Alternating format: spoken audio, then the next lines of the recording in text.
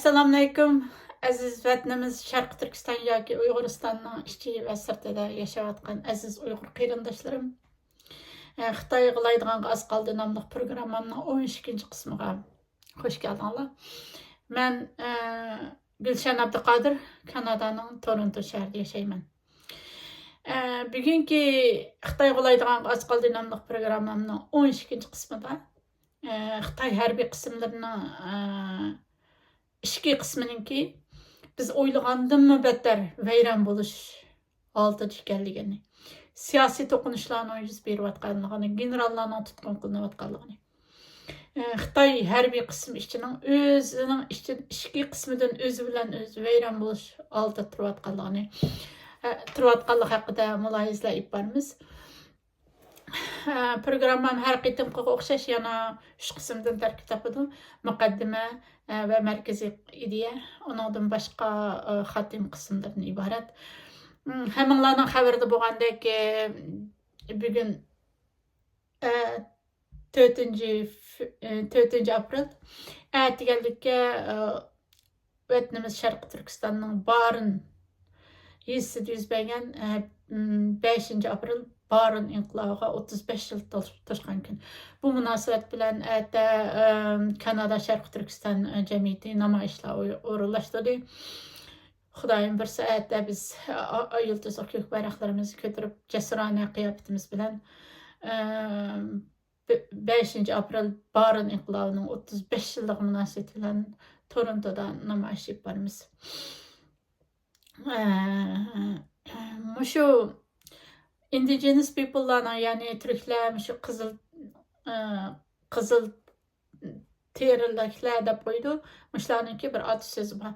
U bo'lsa-mu, dushmanimni mendan necha qavat ustun qilib, yengilib qolgan vaqtimdimi mag'rurlik his qilay deydigan.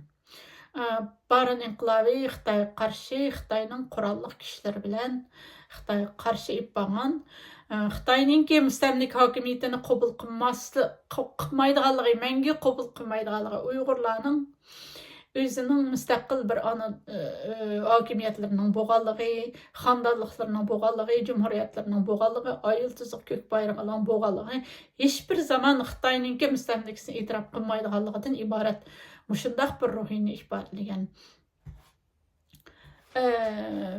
bir inqilob.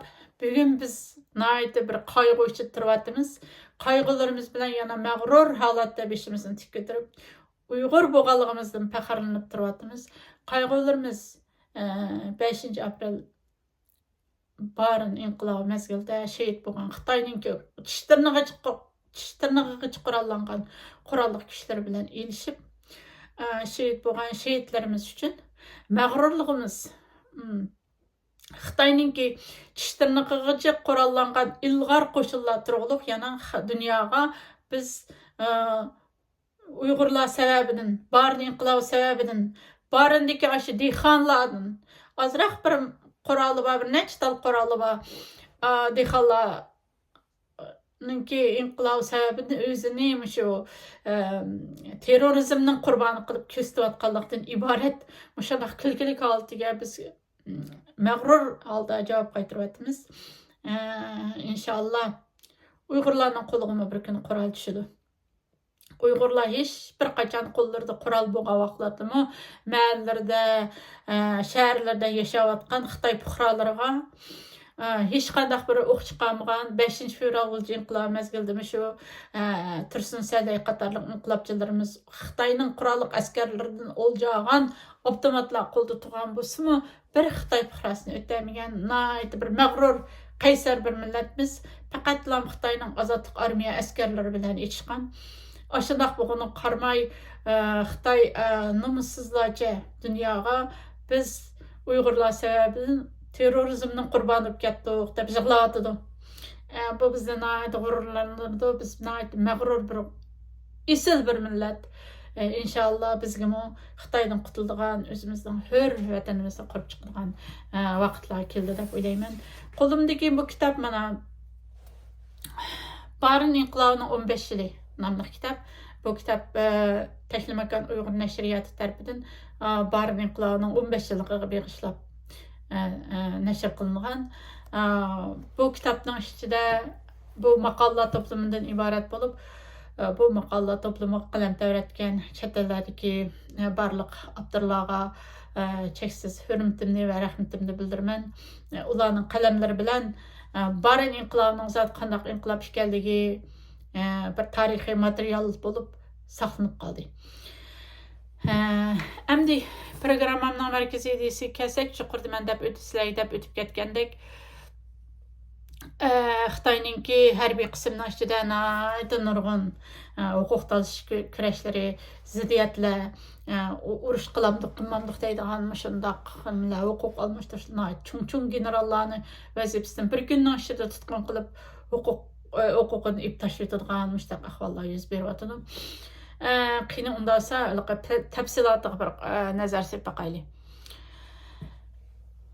Xitoyninki davlat mudofaa askari harbiy kuchlarininki har qaysi qismlari, mayli u raketa qismi bo'lsin, mayli qurg'uliq armiya qismi bo'lsin, va yoki Tayvanga qarshi kurash qilish, maxsus Tayvanga qarshi qurilgan Sharqiy front qismi bo'lsin, va yoki dengiz armiya yoki havo armiya qismi bo'lsin, ikki qismdagi huquq talash kurashlari, bir-biriga ishonmaslik, chiriklik, Tayvanni urmaslik ixtiloflar qatorliq nurg'unlagan ixtiloflar, Amerikaninki bosh qo'yishi sababidan kelib chiqqan, Amerika bizni bo'zaq qilib ketdi deydigan ixtiloflar, Xitoy dengiz atrofidagi orollarni o'zining qilib besib olish xirsi, zo'r kengayimchilik qilib, xalqlarni bo'zaq qilib o'rganib qolgan Xitoy armiyasi mayiqning oyog'i Xitoyni to'xta deydigan bir kuch chiqib, Donald Trump prezident bo'lgandan keyin Amerika Panama kanalida, Panama kanalidagi satlashgan holda mag'lub bo'lib ketishi, Amerika tashqi ishlar ministri Marco Rubio nimaga Panamaga bir berishi bilan Panamaning masalasining hal bo'lib ketishi, Xitoyning sherin tushining buzilib ketishi, Panamadagi shu Panama kanalining kirish va chiqish egizlariga egallab olgan Xitoy shirkatining xo'jayini, Shangandagi bir Xitoy shirkatining xo'jayini o'zining pay chekini Amerika shirkatlariga setayotganligi, undan keyin Greenland masalasi, Greenlandni men birdamning ichida tushunib qanday yutib yetaman deb o'ylagan Xitoy 55 ming naposi bor Greenlandni shunday yutib yetaman deb o'ylagan Xitoyninki sherin tushuninki amalga oshmaganligi, Xitoyninki askariy qismini quturtib qo'ydi. G'aljirlashgan holatda bir-birsini hozir yeyotdi. Biz bo'zak bo'lib ketdik, biz mana urush qilishimiz kerakdi desa, birsi yo'q, Sunziningki ta'limoti bo'yicha biz eng yaxshi urush qilmasdan tutqa urush degan ta'limot bilan yetilgan emasmi debmish bir-birsini endi yeb ketyapti. Endi Greenlandning masalasida o'tganlarda programma qilib ishladim. Ham Amerika munoyat keskin yaqinda tashqi ishlar prezidenti berib keldi. U yerdagi muzlar havo klimatining isishi bilan muzlarning erib, u yerlarninki ichilib dengizga aylanishi bilan u yerda Rossiya bilan Xitoy o'zininki bo'pmi Xitoy mablag' silish yo'li bilan u yerga kirib o'zining ta'sir kuchini kuchaytirayotgan edi. Bu butun dunyoni bir xil beharam qilayotgan ishlarni birdi. Bu biz Uyg'urlarni texmi beharam qilayotdi. Xitoyninki bundoq dunyoga xo'jayin bo'lish tariqasida yo'l menishi biz Uyg'urlarni beharam qilayotgan masalalarning biri edi. Albatta, Greenlandga Xitoydek bir kommunist diktator, zolim, jallod bir hokimiyatninki igdorchilik qilgandan Amerikaga o'xshash bir demokratik davlatninki igdorchilik qilgani intayin yaxshi. Bu yerlardan bo'pmi Greenlanddan, undan keyin shu Panama kanalidan Xitoyning supurilib chiqarilib ketganligi, Xitoyning ichida askarning ichida qutratqu bo'rilar o'lgandek bir qutratquliq bir vaziyatni shakllantirib qo'ydi. Shuni bilishimiz kerakki, hurmatli qarindoshlar, Gulaş degan vaqtimizda butunlayla gulab tushish emas, balki tezlikda ketayotgan bir zəhərlik bir yılanның toxta deb yo'lning kesilib qo'yishimi ma'lum darajada g'ulashdan derak berdi. Panama kanalı, Greenland'dek strategik dunyoning eng muhim strategik o'rinlarda Xitoyning to'xtatib qo'yilishi yoki siqib chiqarilib etilishi.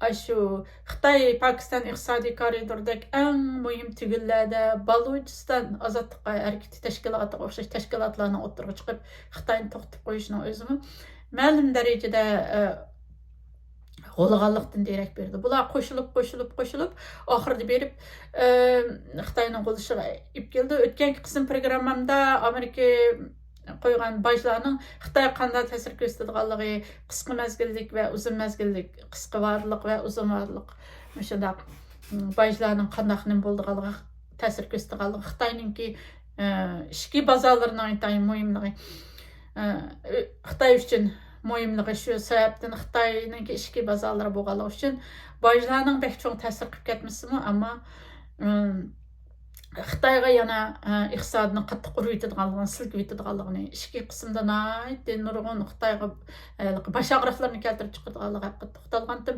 Hozir endi Xitoyniki harbiy qismining ichki qismidagi to'qinishlar bularga qo'shimcha bo'lib Xitoyninki umrini qisqartib, g'ulash vaqtini tezlatadi. Inshaalloh Uyg'urlar bir Xitoyning g'ulg'anligini ko'radigan bir vaqtlarmi kelar. Shundaq, shu ichki qismida shu ichki ixtiloflar, shundaq bir-biriga bo'lgan o'q chiqarishlar, cho'ng generallarning bir kunning ichida vazifasini ib tashlab etish qatorliq ishlar shu tashqi dunyoga masala o'z ifodasini ko'rsatib turibdi.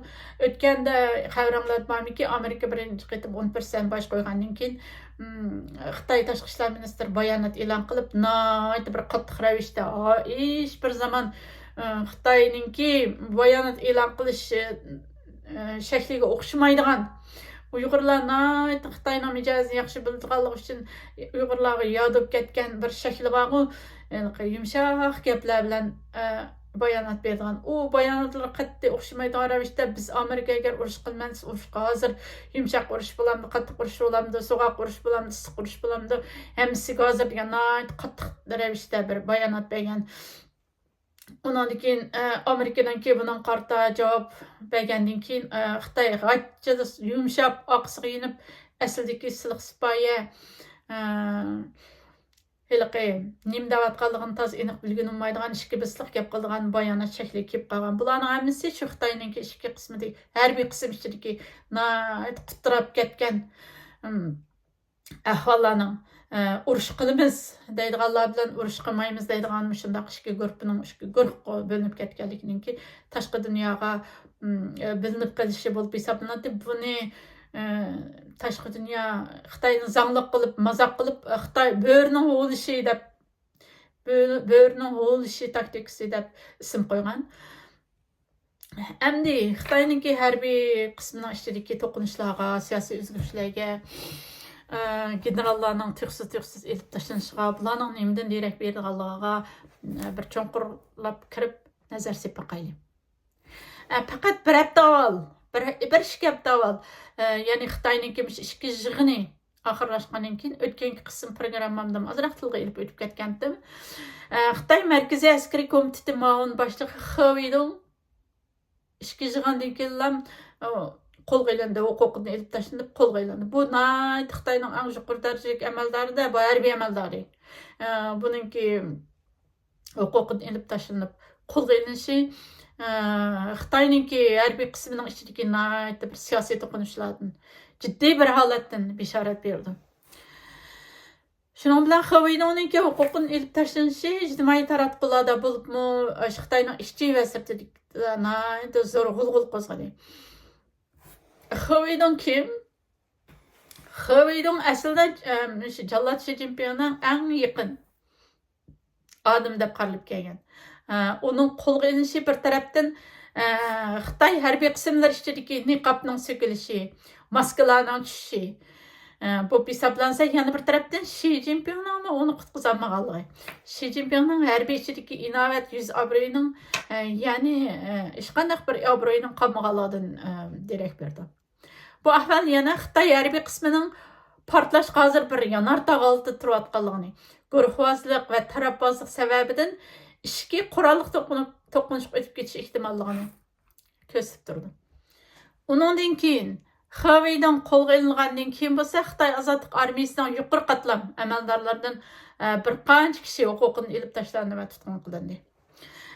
Bular Xi Jinpingning yangidan shu raketa qismlari deb ataladigan qismlarga komandan qilib tayinlagan general bilan Tayvanga qarshi askeri harakatlar elib berish uchun maxsus shesh qilib bekitgan Sharqiy front komandandan iborat. Generallar Xitoyning harbiy qismining ichida tuyuqsiz qo'lga ilinyotidi. Bu Xitoy askar qismining shiddatli holda cho'kayotganligi, chechlang'uliq, intizomsizlik, ishki qalayimqanchilikning, o'zini kontrol qilolmaslikning Xitoy askari qismi ichida allaqachon hokim bo'lganligini ko'rsatib turibdi. Askari qism ichidagi urush qilish tarafdorlari bilan urush qilmaslik tarafdorlari o'rtasidagi kuch talashish, arqon tortishish kurashlari bag'ancha keskinlashib ketyotidi. G'alati bir shaklda aslida Tayvanga urush qilish tarafdori bo'lgan Xi Jinping bu holdan voz kechyotidi. Buni aksicha asli harbiy qism ichida Tayvanga urush e'lon qilmaslik tarafdori bo'lgan generallar aksicha Tayvanni uramiz, ish qilib bir urush qilamiz yoki o'sha atrofdagi Xitoy dengizi atrofidagi yerlarga urush qilamiz degan bir urush xumorliq avjib ketyotidi. Bu Xitoy askari qismida ichidagi fikr, ideya va tushunchalarning qalayimqanch ekanligidan, bu qalayimqanchilikning hamon bir kuni Xitoyning hamoqatlikka boshlab berish bilan portlash bilan xulosalanadiganligidan derak berib turdi. Hamda Xi Jinping nimishki tuyuqsiz Tayvanga urush qilishdan voz kechib qoldi. Bu programmada oldi bilan yaqinda huquqidan ilib tashlangan va qo'lga ilingan generallarning tunugini va buguni haqida ondan Xitoyning Sharq fronti deb ataladigan Tayvan qarshi askari bazasining generalining ahvolini, oxirida Xi Jinping guruhi bilan Xi Jinping qarshi guruhdagilarning Tayvanga hujum qilish masalasidagi ishki kurashlarini mulohaza qilamiz. Xalq ozodlik armiyasining hozir Xitoy xalqi uchun boshsiz qolgan nihoyat xatarlik bir qo'shinga aylanib qolganligini, bu xatarning hatto dunyoga ta'sir ko'rsatayotganligini muhokama qilamiz. Agar vaqt yetib qolsa, vaqt pek uzun bo'lib ketishini xohlamayman programmamning. Pek uzun bo'lib ketib qolsa, keyingi qismni qoldirib qo'ysak bo'ldi. Hamda Xitoyningki ishki harbiy qismining ishki qismiga texnik inchkilik bilan bir nazar sepib boqaylik. Xitoy davatgan Xitoyningki raketa kuchlari askari bazasi Xitoy uchun odatdagi bir joy emas. U Xitoyningki nuklear, ya'ni ximiyalik qurollarni o'z ichiga olgan strategik füze, ya'ni yiroqdan kontrol qilinadigan qurollarni boshqaradigan o'rin bo'lib, bu joy maxsus jallod Xi Jinping tarafidan qurilgan.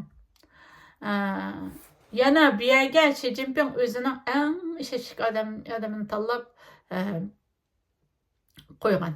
Aniq qilib aytganda, dushmanimiz Xitoy ozodlik armiyasiningki sarxil kuchlar to'plangan joy deb atayotgan o'rni. 2023-yilda raketa kuchlar bazasidagi 3 nafar general hisobot aniqlash deganga o'xshash bir banolar bilan tutqun qilingan. 3 general, bir yilning ichida 3 cho'ng general Xitoyningki shu raketa qismidagi raketa kuchlar bazasidagi 3 general tutqun qilingan. Undan keyin 2023-yili iyulda sobiq dengiz armiyasining yordamchi generali Wang Hobinni bu sarxil kuch deb atalgan raketa quvvatlari askari bazasining boshlig'i va general qilib bekitgan Xi Jinping. 2023-yili shu raketa bazasidagi 3 generalni tutqun qilib qo'lga olgandan keyin tuyuqsizlar Sobiq dengiz armiyasining yordam generali bo'layotgan Van Xoben degan kishini bu Sarxil kuch deb atalgan raketa quvvatlari askari bazasining boshlig'i va general qilib bekitgan. Mundaq aytganda raketa quvvatlari bazasi Xitoyning harbiy kuchininki yuragi hisoblanadi. Yuragi hisoblanadigan bo'lib, tuyuqsizlar Deniz armiya bazasinikidan bir Van Xoben ismli bir kishini akab bu yerga boshliq qilib qo'yishi nurg'un kishilarni hayron qoldirgan. Chunki nimishga hayron qoldirdi deganda bu raketa quvvatlari bazasi intayin ko'p ilg'or texnikalar bu raketa quvvatlari bazasiga boshliq bo'lgan adam intayin ko'p ilg'or texnikalarni bilishi tavsiya qilingan o'rin bo'lib, kishilar bu o'rinning beshiga mushu bazaning ichidan yetishib chiqqan texnikalarni yaxshi biladigan bir kishiniki bosh bo'lib chiqishi kerak deb qaraydi. Ammo Van Xobenning bu yuksak o'ringa o'stirishiga asos sabab Xitoy ozodlik armiyasining siyosiy ishlar bo'yicha boshlig'i general Miyaoxa bilan yaqin munosabatining bo'lganligidan bo'lgan. Ham Miyaoxa degan kishi shu dengiz armiyasidan shu raketa qismining general bo'lib yetkalgan ekan. Endi Xitoy generali Miyaoxa haqida ozroq to'xtalib boqaylik. Miyaoxaning taqdiri nima bo'ldi? General Miyaoxa Xitoy ozodlik armiyasining eng yuqori darajalik amaldori, shundaqla Xitoy ichida Shi Jinping bo'lgan sadoqati bilan dang chiqargan birisi. Miyaoxa garchi Shi Jinping shuncha sadoqatman bo'lsa-mu oxirida sadoqatsizlik va chiriklik jinoyati bilan huquqidan elib tashlangan va qo'lga olingan. O'tganda 2023-yilda va undan burun qo'lga olingan generallarning ichidagi birisi. Endi raketa quvvatlari harbiy bazasining boshlig'i Van Xoben huquqidan elib tashlanadi. Shi Jinping o'zi yetkazib kelgan eng ishonchli odam deb qaragan kishilar. Her ikisi dengiz armiyasi qismida birga ishlagan bo'lib, Shi Jinping tarafidan tanlangan va o'stirilgan. Va Shi Jinpingning ishonchli odam deb qaralgan. Ammo hozir her ikisi Shi Jinping tarafidan tutqun qilindi, ham huquqini olib tashlandi. Bu nimdan derak berdi? Buni muloyiz qilishga hozir pek ko'p vaqt ketadi. Ham men qaraganda ko'pchilikning o'rtaq birlashib turib muloyiz qilgani yaxshi deb qarayman. Buning nimadan derak berilganligini ko'pchilik muloyiz qilib baqsaq bo'ldi. Bu yil 24 mart kuni Xitoydagi Zhoulanjan ismli bir muxbir Van Xobenning raketa quvvatlari bazasida raketa kuchlari bazasida qo'lga olinganligini oshkorlab xabar yozdi. Shuning bilan bir vaqtda Shi Jinpingning idoriy yordamchisi Wang Yongshang degan kishining qo'lga olinganligini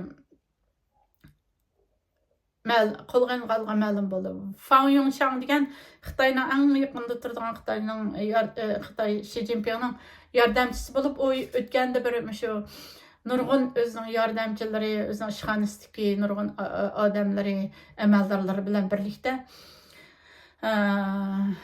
bir ziyoratga chiqqan vaqtida shu Wang Yongshang degandan bilib chiqqan. Va shu chog'da agar men kasal sababidan pensiyaga chiqib qolsam, eng ishonchli odamlar ish boshiga keldi, undaq deb o'ziniki pensiyaga chiqadiganligidan ancha-muncha jipchi bergan. Qaytib kelgandan keyin bu Wang Yongshang degan o yordamchini huquqini olib tashlab tutqun qildi. Bularning hammasi Xitoyningki ishki harbiy qismidagi ahvollarni qayerdan qayergacha bo'layotganligini muloyiz qilishimizga arziydi deb qarayman. Bu Wang Yongshang degan kishi o'tgan yil sentabrda texi shu 6 oyning oldida shu Markaziy askariy komitet boshqarmasininki direktorligiga o'stirilgan ekan. Hozir endi qo'lga olinyapti. bu ahvollar Xitoyning harbiy qismining tugishayotganligini, tamoman bir xil parchalanish holatida, nihoyatda vayron bo'lish holatida turayotganligidan derak berdi albatta. Jo ismli bu muxbir yana maqolasida bu yil 13-martdan 23-martgacha bo'lgan 10 kun ichida atalmış Xitoy Ozodlik armiyasining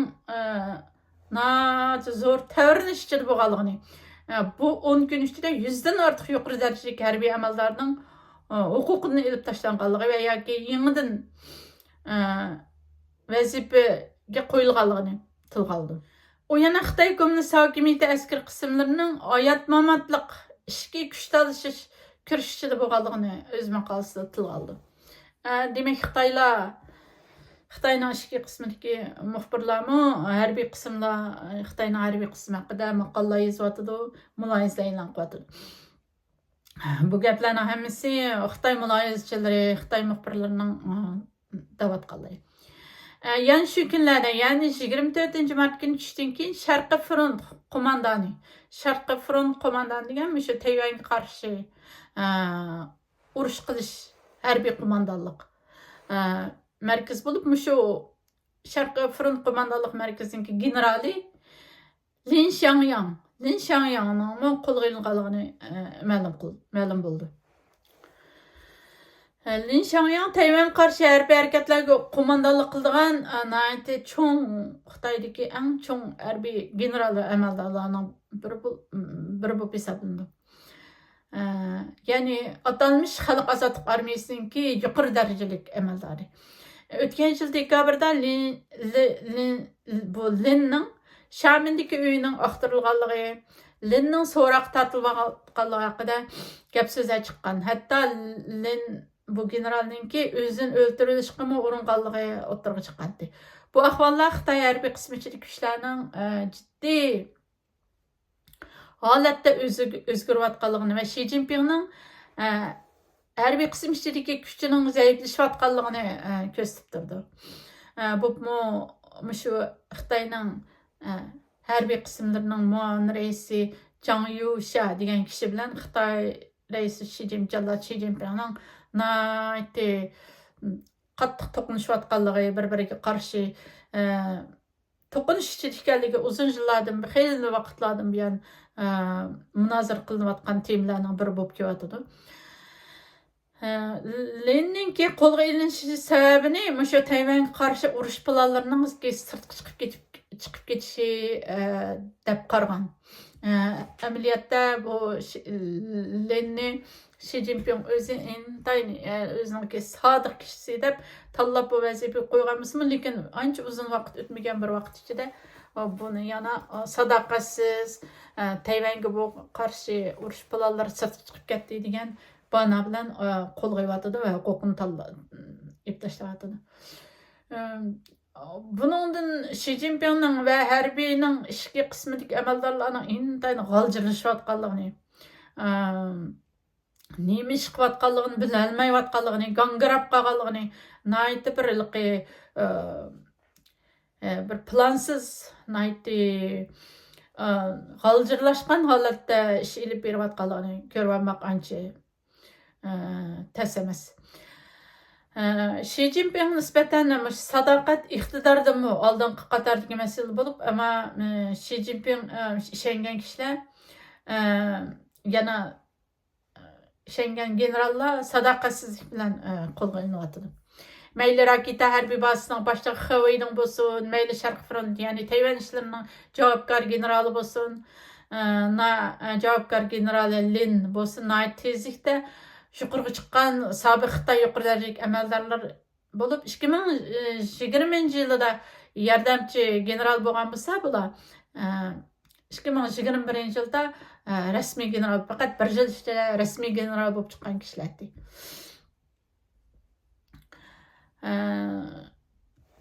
Atalmış Xitoy Ozodlik armiyasida bir huquqdan yana bir huquqqa o'stirilish uchun 3 yil vaqt ketadi. Ammo shu Sharqiy front Tayvan Sharqiy front, ya'ni Tayvanga qarshi urush ishlarini boshqarish fronti ninki generali Lin faqat 1 yilda yordamchi generallıqdan rasmiy generallık östürilgəndi. Bundaq ahval faqat Xi Jinpingning sadoqat arazisi tatılğandan keyinla amalga oshadi. Ammo hozir yana shu Xi Jinpingning qo'lida qo'lga ilindi. Bu ahvollarni yani kishilar harbiy qism muavin boshlig'i Zhang Yushaning harbiy ishidagi Xi Jinping tarafdorlarini tozalash siyosiy o'zgarishi deb qarayotdi. Hozir endi Xitoyniki juriki deb qaralgan harbiy ishlardagi sarxillar o'rni deb qaralgan raketa quvvatlari bazasi endi boshsiz lidersiz. Wang Hobin shu 2 yil ichida huquqini elib tashlangan 4-general bo'lib hisoblanadi. Bu faqatla bir askariy krizis, bu bir xil askariy krizis bo'lib qolmay, yani balki bir Jallod Xi Jinping uchun bir siyosiy falokat bo'lib hisoblanadi. Shundaq siyosiy falokat bo'lganligini Xitoy muloyizchilari shundaq deb muloyiz qiladi. O'ttirda bir birlik yo'q. Chechilang'u bu bir harbiy qism, qandaq bir harbiy qism bo'ldi. Endi Xi Jinping bilan Xi Jinping qarshi kuchlar o'tirsidiki, Tayvanga hujum qilish yoki qilmaslik masalasi haqida ozroq munozara qilib boqaylik. Xitoy ozodlik armiyasining eng yuqori darajalik amaldorlaridan biri Tayvanga qarata ilib beriladigan urush planlarini oshkorlanib ketishidan iborat masala bilan qo'lga ilindi ham huquqini ilib tashlandi. Bu qo'lga ilish Xitoy askar qismining ishonchsizlik krizisi yashayotganligining yana bir bishorati bo'lib hisoblanadi. Yuqoridagi ahvollar Xi Jinping bilan Harbiy ishlar komitetining muavin raisi Zhang Yusha o'rtasida yuz berayotgan bir siyosiy o'zgarish ekanligini yana ko'rsatib turdi.